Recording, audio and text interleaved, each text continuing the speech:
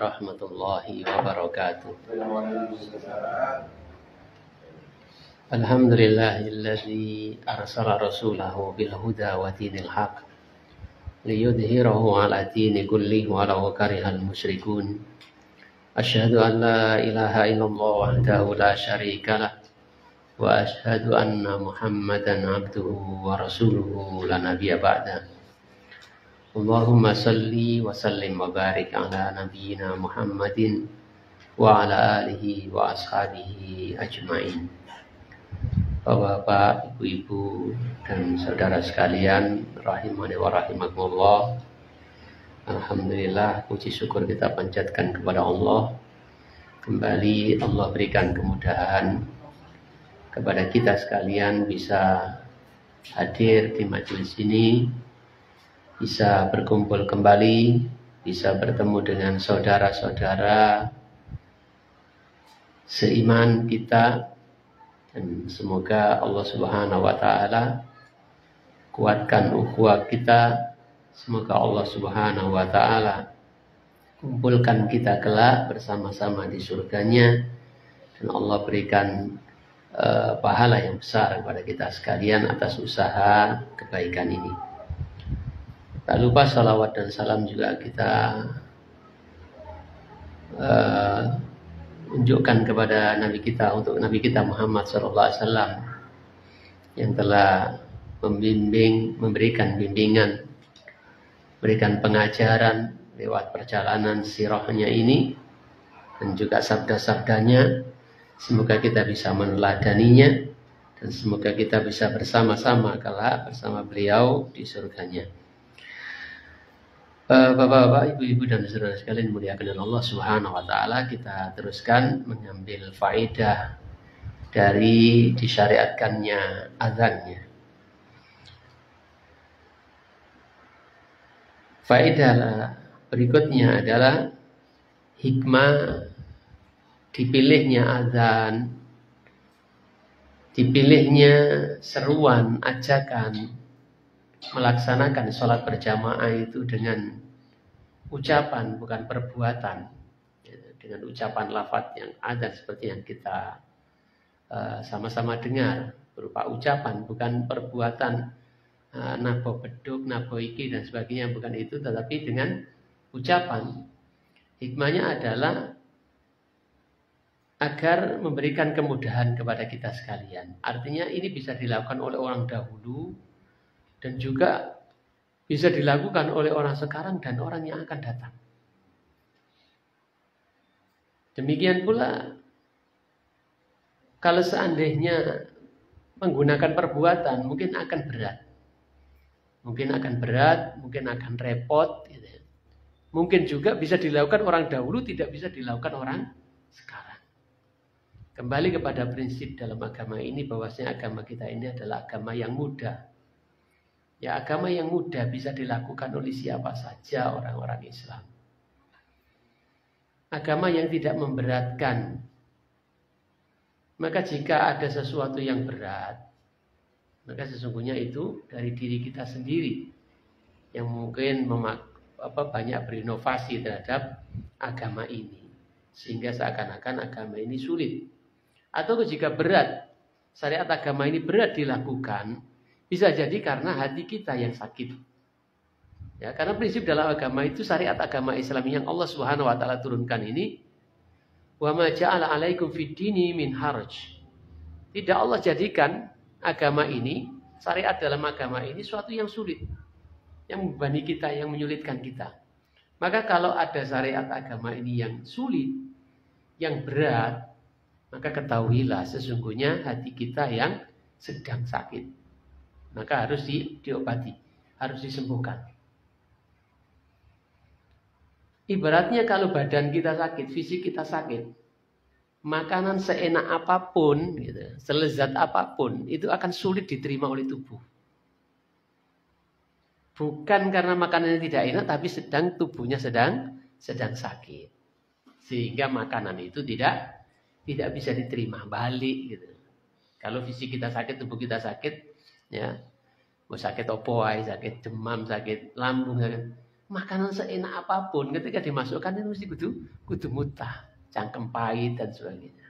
Demikianlah kalau seandainya dirasakan bahwasanya syariat agama yang Allah turunkan ini kok sulit, kok berat, ya ketahuilah bukan syariat agamanya yang sulit, yang berat, yang tidak bisa dilakukan, tapi sesungguhnya hati kita ini yang sakit. Fisiknya mungkin sehat, tapi hatinya yang sakit, yang lemah. Ya. Kembali kepada faedah di sini. Jadi disyariatkannya azan itu dengan lafaz-lafaz, ya lafaz-lafaz ucapan, bukan dengan perbuatan. Maka sesungguhnya itu memberikan kemudahan, menunjukkan bahwasanya agama ini mudah dan itu bisa dilakukan oleh siapa saja, orang yang dahulu ataupun orang yang sekarang, dan bisa dilakukan di mana saja, gitu, di mana saja. Apakah di masjid, apakah di hotel, apakah di perahu, gitu. Apabila telah memasuki waktu sholat, fa'adzin lakum ahadukum, maka salah satu dari kalian hendaknya mengumandangkan azan untuk kalian yang akan sholat berjamaah. Pelajaran yang lainnya, di sini kita mendapatkan sebuah pelajaran pentingnya sholat berjamaah. Hingga Rasulullah Shallallahu Alaihi Wasallam perlu dan memikirkan bagaimana memanggil orang-orang untuk hadir di masjid. Hingga Rasulullah Shallallahu Alaihi Wasallam memusyawarahkan sebaiknya pakai apa agar orang-orang ini tahu kalau ini sudah memasuki waktu sholat. Kalau di sini akan dilakukan sholat berjamaah, ya kan pentingnya sholat berjamaah, dan agar supaya orang-orang tidak terlambat, agar orang-orang tidak terlambat melaksanakan sholat berjamaah khususnya. Rasulullah sampai bermusyawarah, kira-kira tanda apa yang sesuai, yang gampang, yang sesuai untuk memberitahukan orang-orang akan datangnya waktu sholat dan akan dilakukannya sholat berjamaah. Hingga sampai pada disyariatkannya azan seperti yang kita amalkan. Maka pelajaran bagi kita sekalian, wajib bagi kita kaum muslimin untuk menganggap hari ini dan ini selanjutnya untuk bersegera, ya untuk bersegera menjawab panggilan azan itu. Ya, pelajarannya. Karena Rasulullah SAW menganggap ini sesuatu yang penting. Pentingnya sholat berjamaah hingga apa? Rasulullah SAW sampai mencari cara untuk agar orang-orang tahu kalau sudah waktu sholat yang akan dilaksanakan berjamaah. Hingga Rasulullah SAW harus bermusyawarah dengan para sahabat, meminta pendapatnya para sahabat. Maka pelajaran bagi kita harus menganggap penting dalam sholat berjamaah ini. Kita harus bersegera mungkin menjawab panggilan azan itu untuk mendatanginya, sholat berjamaah, dan bergabung dengan kaum muslimin untuk melaksanakan rukun Islam ini, rukun Islam yang pertama ini, ya, rukun Islam yang pertama. Ini pelajaran untuk kita. Bagaimana Rasulullah SAW sampai memberikan perhatian yang demikian, lalu kita umatnya kemudian biasa saja. Lalu kita bilang ada azan biasa saja. Wis pegawaian diteruskan pegawaian sampai kemudian tertinggal sholat berjamaah, atau sampai kemudian tidak sholat atau keluar dari waktunya. Naudzubillah min dzalik. Kita yang mengaku sebagai umat Nabi Muhammad, kita yang ingin meneladani Nabi Muhammad SAW, kita yang ingin masuk surga bersama Nabi SAW, masa iya? Ya, masa iya Nabi SAW menganggap sesuatu yang urgen, yang penting? Beliau bersungguh-sungguh untuk memberikan tanda waktu masuk sholat ini hingga sampai disyariatkannya adzan seperti sekarang ini. Ketika sekarang ini sudah ada syariat adzan, lalu kemudian kita senanti-nanti saja menunda-nunda waktu dan sebagainya. Semoga Allah Subhanahu wa taala berikan petunjuk kepada kita selalu dan berikan kekuatan kepada kita untuk menjawab panggilan adzan dan melaksanakan sholat berjamaah sehingga kita bisa melaksanakan sholat berjamaah itu nggak sampai ketinggalan takbiratul ihramnya imam. Ya, banyak kan kita ini ketinggalan takbiratul ihram. Ya, tentunya kecuali kalau musafir ya, kecuali kalau musafir. Kalau mungkin nggak ada apa-apa di rumah gitu. Hanya penggawean gitu. Nuruti penggawean ya gak ono entek. Ya nuruti penggawean nggak ada enteknya. Atau barangkali tidak berkahnya kehidupan kita ini.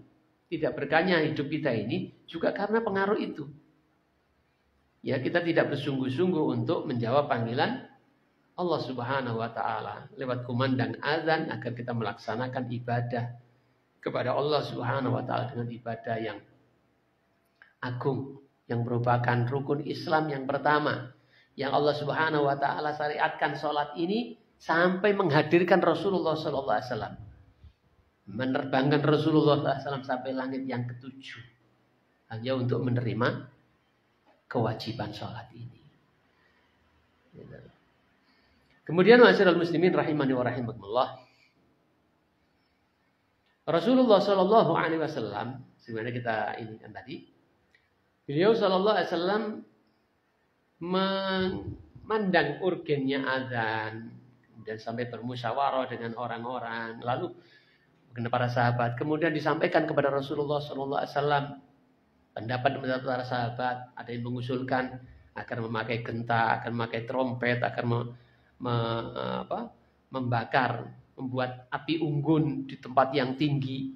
Tapi semua itu ditolak oleh Rasulullah Sallallahu Alaihi Wasallam.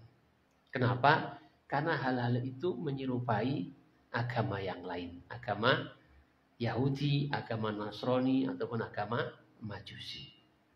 Nah, ini menunjukkan bahwasanya Islam itu adalah mempunyai karakter, mempunyai sifat, mempunyai warna tersendiri. Tidak ikut-ikutan dengan ajaran agama yang lainnya. Islam itu harus kita menangkan di atas agama-agama yang lainnya. Gimana dalam pembukaan sering kita baca itu? Liyudhirahu ala dini kulli walau karihal musyrikun. Agar dimenangkan agama Allah ini atas semua agama. Walau karihal musyrikun. Walaupun orang-orang musyrik tidak suka temannya, atau walau karihal kafirun, sekalipun orang kafir tidak menyukainya. Jadi Rasulullah SAW tidak menerima usulan-usulan itu. Pakai trompet, pakai genta seperti orang Yahudi dan Nasrani, pakai api unggun seperti orang Majusi. Sesungguhnya agama Islam ini adalah agama yang mandiri. Sesungguhnya agama Islam ini agama yang punya ciri khas tersendiri, yang tidak bisa dicampur dengan agama-agama ajaran yang lainnya. Ajaran Islam ini punya warna tersendiri. Kalau warna yang putih, maka tidak ada warna abu-abu, warna coklat, warna ini tidak ada. Dan ini harus kita menangkan. Ya, ini harus kita menangkan dalam perilaku dan sikap kita sehari-hari. Isyhadu bi anna muslimun. Saksikanlah kami ini ada orang Islam yang punya ciri khas tersendiri yang tidak sama dengan agama-agama yang lainnya. Ma'asyiral muslimin rahimani wa rahimakumullah, maka sekali lagi kita harus menjauhi perkara-perkara yang penyerupaan terhadap ajaran-ajaran yang lainnya. Ya, mengikuti ajaran-ajaran yang lainnya, bahkan kita harus memperingatkan akan hal ini kepada orang-orang Islam, pada generasi-generasi kita. Karena sekali lagi agama Islam adalah agama yang beda dengan yang lainnya. Agama yang punya warna, corak, khas, sifat tersendiri yang tidak boleh sama dengan yang lainnya. Bahkan kalau kita orang Islam yang mengaku Islam, beragama Islam ini mengikuti kebiasaan, mengikuti corak-corak warna yang lain selain Islam, Rasulullah SAW mengatakan kita ini bagian dari mereka. Man tashabbaha biqaumin fahuwa minhum. Barang siapa yang menyerupai suatu kaum, fahuwa minhum, maka dia termasuk dari kaum itu. Ancamannya seperti itu. Bukan kaumnya Nabi Muhammad, bukan umatnya Nabi Muhammad, bukan umat Islam, tapi termasuk bagian dari mereka. Loh, ancamannya seperti itu.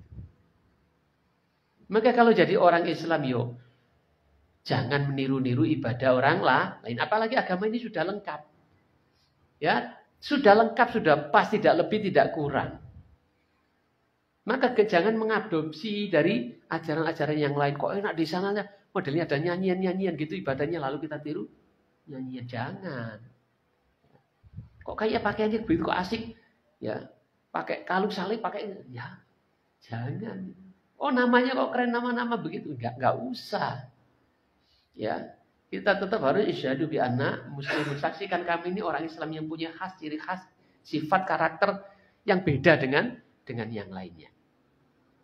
Jangan sampai kita menyerupai mereka, apalagi itu dalam bentuk-bentuk peribadatan, ya, yang menyangkut peribadatan kepada Allah Subhanahu wa taala. Karena sesungguhnya itu sudah diajarkan Rasulullah SAW dengan lengkap, tidak perlu ada tambahan, tidak perlu ada pengurangan, apalagi butuh dengan inovasi dari yang kita ambil dari agama-agama yang lainnya. Kemudian faedah yang lainnya yang bisa kita dapatkan dari syariat adzan ini adalah agungnya panggilan adzan ini, yang mana di dalamnya terkandung zikir-zikir kepada Allah Subhanahu wa taala. Yang mengingatkan kepada Allah Subhanahu wa taala, zat yang maha besar, yang menciptakan langit dan bumi dengan segala isinya. Zat yang tiada tandingannya. Kita diingatkan akan semua itu. Zat yang maha besar, yang menunjukkan selainnya itu adalah kecil. Agungnya panggilan adzan ini. Bahkan di dalam sebuah hadis disebutkan dari Abu Hurairah radhiyallahu an, di mana Rasulullah Shallallahu alaihi wasallam bersabda, "Idza nawali sholati adbara syaitanu walau durat hatta la yasma'at ta'zin." Apabila dikumandangkan azan untuk sholat, maka setan itu lari ke belakang sampai terkentut-kentut. Jadi lari terbirit-birit, cepat menjauh dari suara azan itu sampai dia tidak mendengar azan tersebut. Fa idza qudiyatin nida aqbala hatta idza sawwaba bis sholati adbara hatta idza qudiyat taswib aqbala hatta yahtira bainal mar'i wa nafsihi wa yaqulu udhkur kadza lima lam yakun yadhkur hatta yadhalla ar-rajulu la yadri kam shalla. Jadi kata Rasulullah, apabila telah dikumandangkan azan, maka setan itu lari sekencang-kencangnya ke belakang hingga terkentut-kentut sampai tidak mendengar suara azan tersebut. Apabila azan itu telah selesai, dia datang lagi. Tentu yang mengganggu manusia yang mau melakukan ibadah kepada Allah Subhanahu wa taala. Hingga dikumandangkan qomat, dia lari lagi. Lari sampai terkentut-kentut. Hingga tidak mendengar seruan azan yang kedua itu, qomat itu. Setelah selesai, maka dia datang lagi dan membuat gangguan, ya, melintas dalam hati manusia hingga antara dirinya dengan hatinya, lalu dia mengatakan udzkur kadza wa kadza, udzkur kadza. Ya, ingat ini, ingat itu, ingat ini, ingat itu.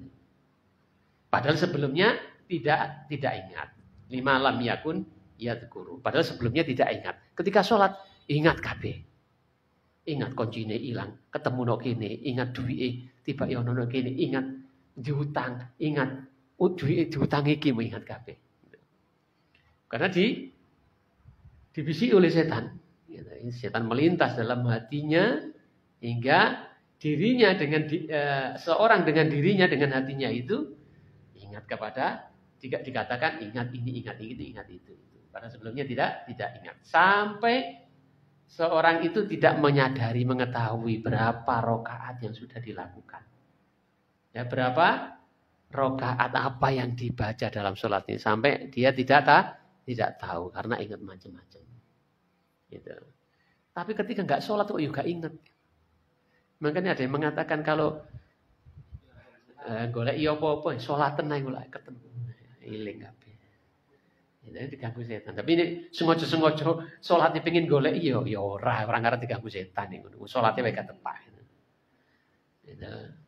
Aku tak salat ben nok ndi mo dhuwitku tak seleh nok ndi, kontakku nok ndi. Ya nek ngono ya salate ora krana Allah iki salat opo. Ngono ya ora usah diganggu setan. Atau mungkin juga diudokno ben sesuk salat ngono meneh. Diulur.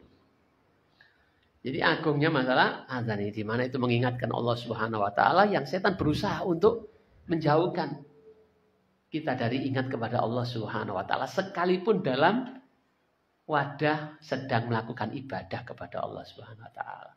Betapa banyak di antara kita yang ibadah itu lalai. Ya, lalai dari bacaannya, lalai dari gerakannya.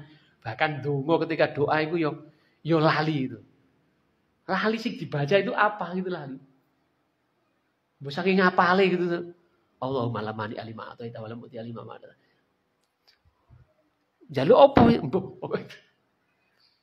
karena baca doa nengak orang. Lali ketika dia berdoa. Sedang bermunajat kepada Allah Subhanahu wa taala. Itulah.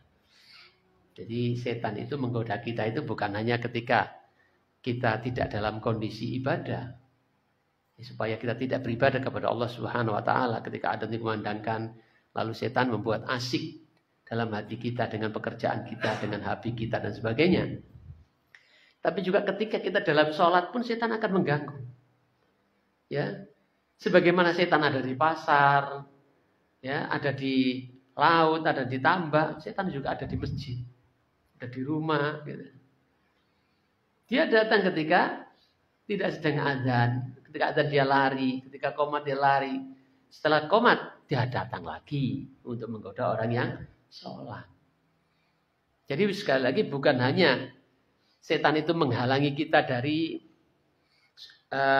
kebaikan supaya kita tidak melakukannya, tetapi ketika kita sedang melakukan kebaikan pun setan itu berusaha menggagalkan ibadah kita agar tidak mendapatkan pahala, agar tidak khusyuk, agar tidak punya nilai ibadah kita dan sebagainya.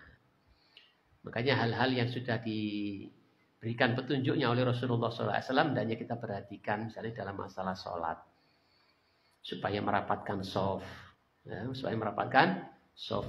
Hingga Rasulullah SAW tidaklah bertakbir, memulai takbiratul ikhram, mengimami para jamaah, kecuali beliau menghadapkan wajahnya kepada para jamaah agar mereka dan mengingatkan agar para jamaah meluruskan dan merapatkan shaf.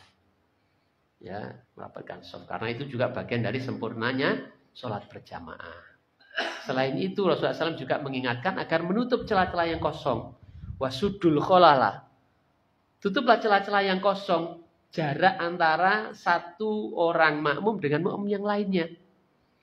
Karena kata Rasulullah, fa inna syaitana yadkhulu bainakum mithlul khadaf.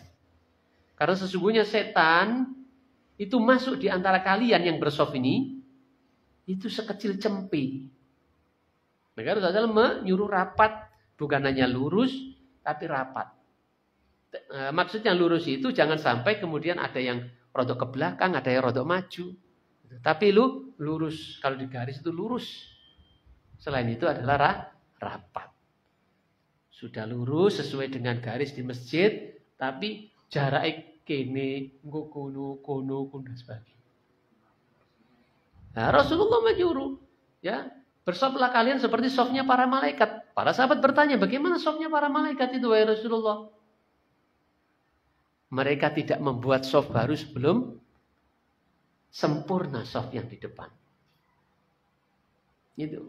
Jadi lurus dan rapat.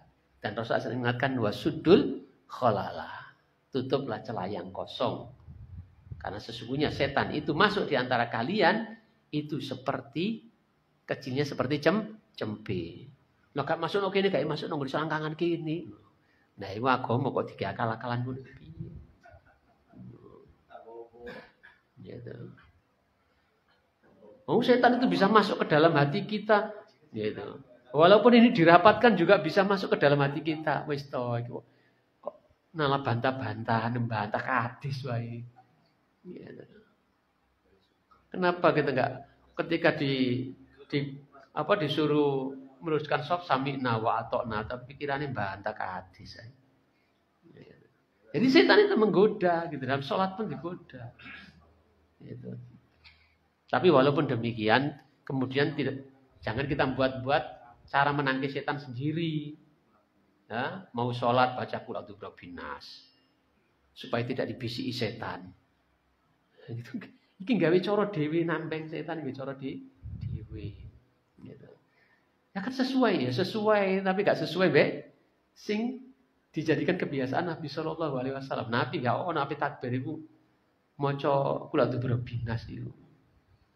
Seandainya ada pasti sudah diriwayatkan para sahabat. Itu perkara sholat, perkara penting. Gak ada itu. Apakah kita lebih tahu daripada Nabi? Makanya kaidahnya laukana khairon lasabakuna ilaihi. Kalau seandainya itu perkara yang baik, artinya dalam agama seperti itu, pasti Nabi SAW telah mendahulunya atau para sahabat sudah mendahulunya. Laukana khairon lasabakuna ilaihi. Kalau seandainya itu perkaranya perkara baik, mereka itu sudah mendahului kita. Serakus-rakusnya kita terhadap kebaikan agama ini masih kalah rakusnya dengan para sahabat. Gak ada apa-apanya. Seujung kukunya gak ada. Kalaupun kita infak sebesar gunung Uhud emas pun gak ada. Gak bisa menyamai para sahabat. Amalnya para sahabat. Ya, terus gak usah. Wis ngeplek ngono ae lho paling enak. Ngerti dilakoni.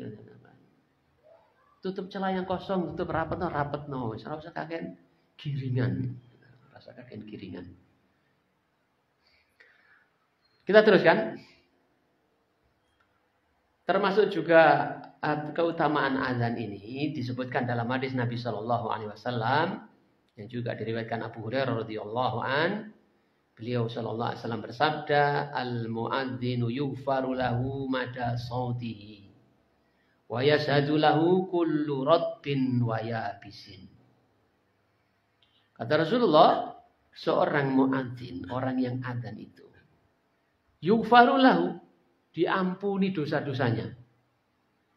Mada sautihi, sepanjang suara kumandang adzannya. Wa yashhadu lahu, dan menjadi saksi lahu untuknya kullu ratbin wa yabisin, makhluk yang kering ataupun yang basah. Jadi muadzin mendapatkan keutamaan di sini. Tukang azan itu mendapatkan sebuah keutamaan.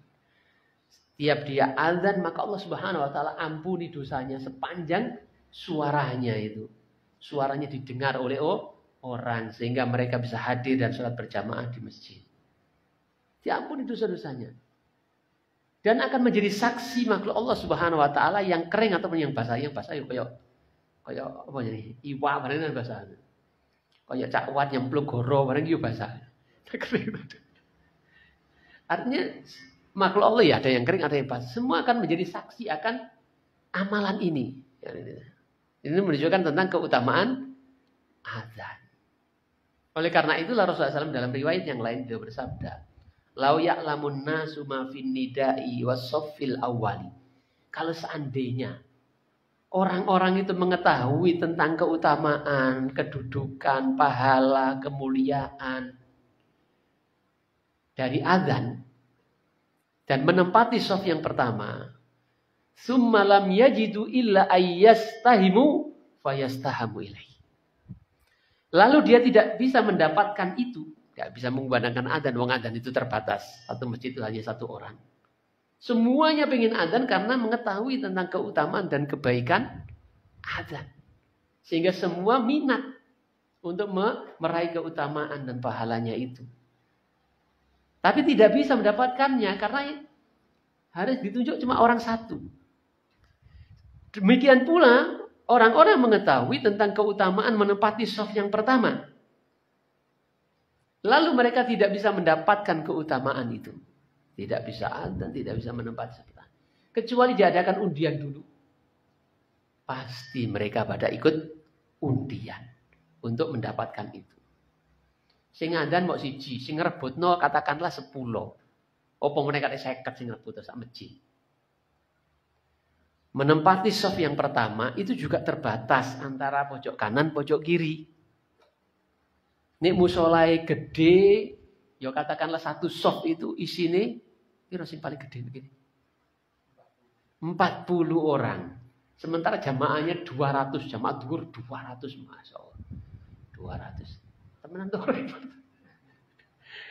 Jamaahnya 200. Sementara sepertama hanya ditempati 40. Tentu semuanya tidak bisa mendapatkan itu.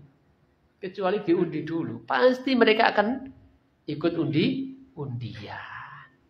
Ini yang menunjukkan tentang keutamaan azan. Selain juga keutamaan shaf yang pertama. Hanya saja orang itu lebih suka tontonan daripada tuntunan. Sehingga gak ngerti tentang keutamaan ini. Maka ketika sholat sudah dimudahkan oleh Allah Subhanahu wa taala bisa berangkat pagi ya lebih dulu tapi senengane manggon di lor, manggon di buri, alasannya adem. Gitu. Sudah dimudahkan oleh Allah Subhanahu wa taala. Kadang-kadang sudah ada kesempatan menempati shaf pertama ngono kuwi njoro kancane sampai sing ngarep. Ya karena tidak mengetahui. Makanya Nabi mengatakan lau ya'lamun nasu, kalau seandainya orang-orang itu tahu.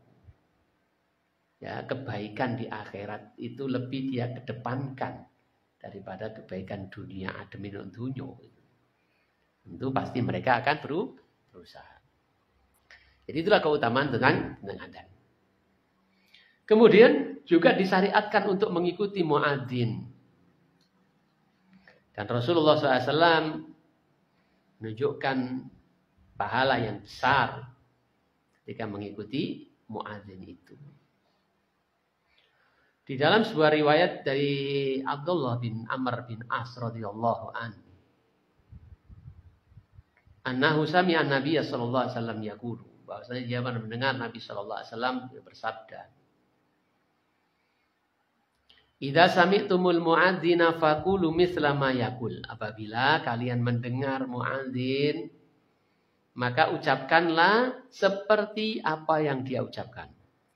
Allahu akbar, Allahu akbar, Allahu akbar, Allahu akbar. Kita mengikuti apa yang diucapkannya. Kecuali hayya 'alas shalah, hayya 'alal falah. Kita ucapkan apa? La haula wala quwata illa billah. Apabila kalian mendengar muadzin mengumandangkan azan, maka ucapkanlah seperti apa yang diucapkan. Kemudian berselawatlah kepadaku. Fa innahu man shalla alayya sholatan sallallahu biha asran. Kemudian setelah adzan berselawatlah kepadaku, kata Nabi. Allahumma rabba di da'wati tama was salatil qa'imah ati Muhammadanil wasilata wal fadilah wa ba'su maqama mahmudanil ladzi wa'ata. Di antara ada isinya selawat. Kemudian berselawatlah kepadaku karena sesungguhnya orang yang berselawat kepadaku, maka Allah akan satu selawat, maka Allah akan balas dengan 10 kali selawat. Summa salullaha azza wa jalla lil wasilah. Kemudian mintalah kepada Allah untukku al wasilah. Fa innaha manzilatun fil jannah. Karena sungguhnya wasilah itu adalah nama sebuah tempat di surga. La tanbaghi illa li abdin min ibadillahi. Dan tidak ada menginginkan kecuali yang diperuntukkan untuk hamba dari hamba-hamba Allah. Wa arju an akuna ana huwa. Dan aku berharap bahwasanya yang mendapatkan itu adalah aku. Faman sa'alallaha lil wasilata, maka barang siapa yang meminta kepada Allah untuk wasilah, halat alaihi syafa'ah, maka bolehlah dia mendapatkan syafaatku. Jadi ini keutamaan azan. Keutamaan orang yang mengikuti seruan muadzin dengan melafadzkan lafaz-lafaz sebagaimana yang dilafatkan oleh muadzin, dan setelah itu berdoa, bersolawat kepada Nabi tadi. Allahumma rabba hadi da'wati tamah wassalatil qa'imah ati Muhammadanil wasilata wal fadilah wa ba'atsu maqama mahmudanil ladzi wa'ata. Dan memintakan kepada Nabi sallallahu alaihi wasallam kedudukan yang terpuji itu. Ya, yang disebutkan wasilah tadi. Yang itu adalah tempat di surga yang tidaklah mendapatkan kecuali bagi hamba dari hamba-hamba Allah, dan aku berharap akulah yang mendapatkan itu. Kemudian ikhwani wa akhwati fillah rahimani wa rahimakumullah, disebutkan juga di dalam riwayat disebutkan atau Tabari di dalam tafsirnya dari firman Allah Subhanahu wa taala, wa idza nadaitum ilas sholati ittakhudhuhu zuwa wa laibah. Dan apabila kalian mengumandangkan seruan azan untuk melaksanakan sholat, mengajak sholat, apabila kalian menyeru untuk mengajak sholat, ittakhudhuhu zuwa wa laibah. Mereka orang-orang kafir itu menjadikannya ejekan dan gurauan.